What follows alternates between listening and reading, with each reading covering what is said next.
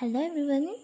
हम जैसे कि बात कर रहे हैं इमानुएल दुर्खिम की, तो एक लास्ट टॉपिक है इनका, छोटा सा टॉपिक है कलेक्टिव रिप्रेजेंटेशन।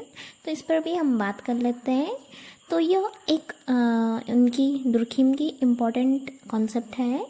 तो उनका मानना था कि जो सामूहिक चेतना होती है या मन से उत्पन्न विचार या अभिव्यक्ति जो होती है वही क्या होती है, कलेक्टिव रिप्रेजेंटेशन होता है, सामूहिक प्रतिनिधान होता है।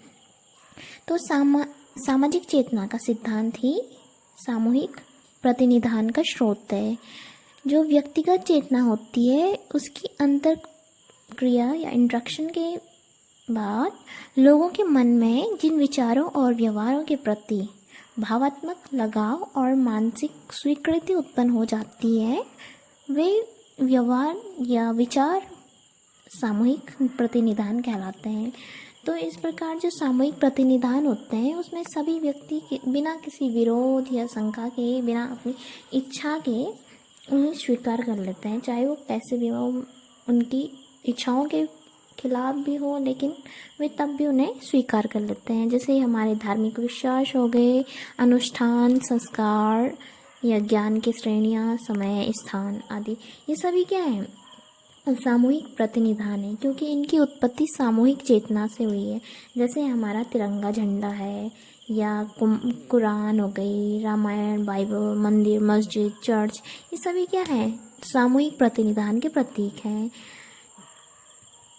और सामाजिक चेतना का परिणाम है। इस प्रकार हम कह सकते हैं कि जो सामूहिक प्रतिनिधान है वे विचार या व्यवहार हैं जिन्हें सारे समाज के द्वारा स्वीकृति प्राप्त होती है, जो सामूहिक चेतना के प्रतीक होते हैं। संपूर्ण समाज में एक जैसे ही होते हैं, जैसे हिंदू धर्म में भी वैसे ही है, इस्लाम में भी। कुरान या रामायण दोनों बुक सेम है, मतलब इंसान को सेम तरीके से गाइड करती है कि अच्छे कार्य करो, बुरा मत सोचो, बुरा मत देखो, इस टाइप के हैं। तो ये जो वैल्यूज़, आदर्श की बात करते हैं, मूल्य की बात करते हैं, तो सारे क्या करते हैं, इन्हें पूरे समाज के द्वारा मान्यता प्राप्त होती है। जो व्यक्ति पर नियंत्रण रखते हैं या व्यक्ति उन वस्तुओं या उन स्रोतों के कारण क्या होता है, अपने व्यवहार को नियंत्रित करता है।